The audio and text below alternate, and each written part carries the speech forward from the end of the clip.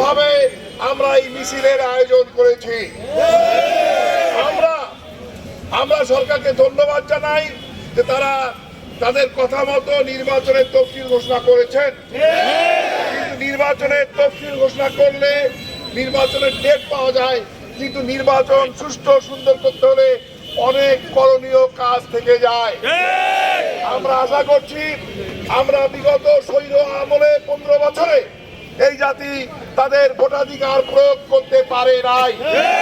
ভোটের নামে তামাশা হয়েছে, নাটক হয়েছে, ভোটারবিহীন ভোট হয়েছে।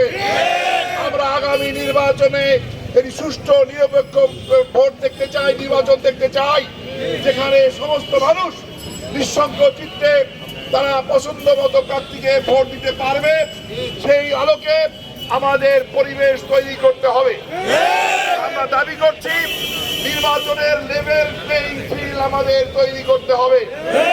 আমরা দেখতে পাচ্ছি লেভেল প্লেইং ফিল্ড এখনো হয় নাই। বিশেষ দলের পক্ষে প্রশাসনের ব্যক্তিরা ভূমিকা রাখছেন, বিভিন্ন দখলবাজি করছেন, টেন্ডারবাজি করছেন।